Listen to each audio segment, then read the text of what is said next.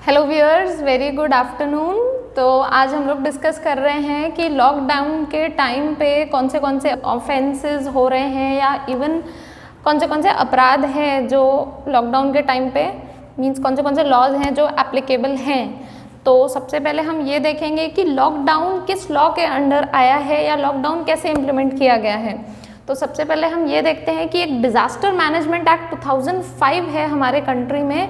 इस एक्ट को हम कब यूज़ करते हैं? जब भी कोई डिज़ास्टर आ जाता है, जब भी कोई कलामिटी आ जाती है या कोई भी देश के ऊपर मुसीबत आती है, जैसे अर्थक्वेक एक है या जैसे वोल्केनो आते हैं, आग लग जाना है, भूकंप आ जाना, ठीक है, या फ्लड्स हैं, बाढ़ आ जाना।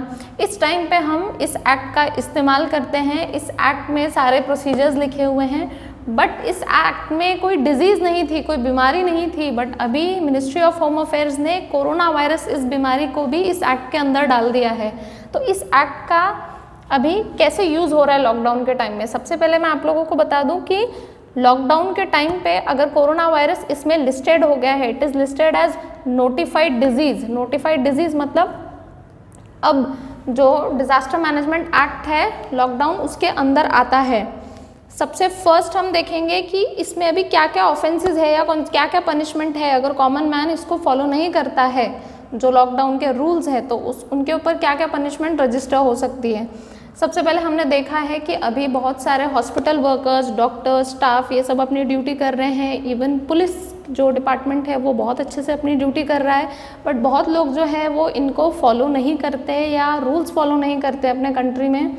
तो ऐसे सिचुएशन में जो भी इनको फॉलो नहीं करेगा, जो अपनी ड्यूटी कर रहे हैं, जैसे डॉक्टर्स हैं, जैसे नर्सेज हैं या जैसे बाकी पुलिस या गवर्नमेंट के डिपार्टमेंट के लोग हैं, तो उनके ऊपर सेक्शन 51 लगाया जाएगा डिज़ास्टर मैनेजमेंट एक्ट का। अब सेक्शन 51 में जो पनिशमेंट्स है वो उनको फिर दी जाएंगी। अब हम देखते हैं कि बहुत लोग झूठी बातें बोलते हैं। झूठी बातें मतलब जो अफेक्टेड नहीं भी है या जो इस टाइम में प्रॉब्लम में नहीं है, वो कुछ बेनिफिट्स उठाने के लिए या कुछ फ़ायदे उठाने के लिए अपना झूठा क्लेम करते हैं या झूठा रीज़न बताते हैं। अगर ऐसे कुछ लोग हैं तो उन पे लग रहा है section 52 for false claim of obtaining benefits या रिलीफ। अब हम देखते हैं इस टाइम पे जो पैसे या मटेरियल लोगों की हेल्प करने के लिए, लोगों की सहायता करने के लिए दिया जा रहा है, अगर उसका गलत इस्तेमाल किया गया या उसको मिस अप्रोप्रिएट किया गया तो उसके लिए लगेगा सेक्शन 53।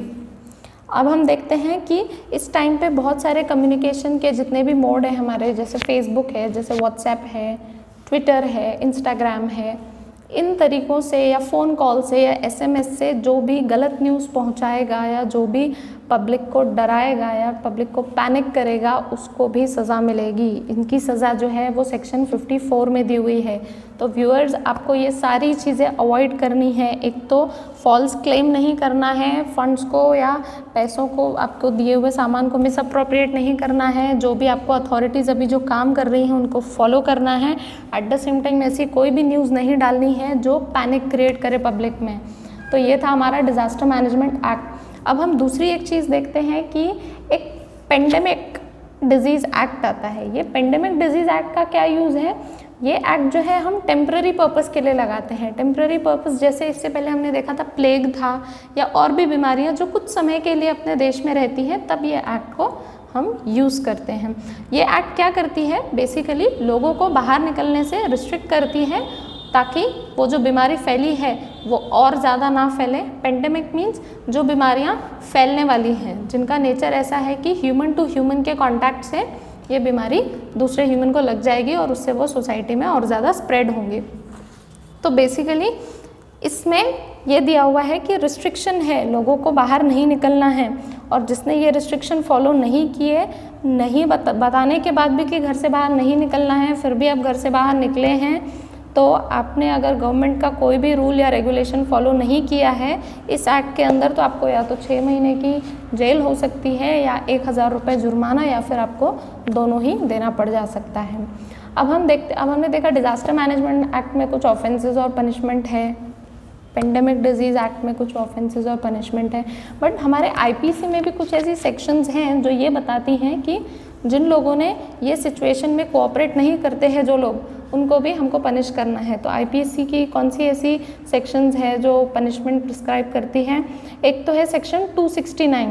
269 क्या बताती हैं कि अगर आपको कोई बीमारी है जिससे हमारा पूरा देश अभी लड़ने की कोशिश कर रहा है, उस बीमारी के वजह से दूसरे लोग भी अफेक्ट हो गए हैं या आपकी बीमारी की वजह से बाकियों को भी वो फैल चुकी है, अगर आपको वो चीज़ पता नहीं है, अगर आपसे वो गलती से हो गया, आपको बीमारी है और आप किसी बेसिक सर्विसेज या डेली सर्विसेज के लिए बाहर निकल गए और आपकी वजह से वो शॉपकीपर को भी लग गया या बाकी पुलिस वालों को लग गया या किसी और को लग गया, तो वो एक्ट जो है वो नेग्लिजेंटली हुआ है। नेग्लिजेंटली मीन्स बाय मिस्टेक हुआ है, क्योंकि आपको भी नहीं पता था कि आपको वो बीमारी हुई है और अभी तक वो सिम्टम्स दिखे नहीं थे।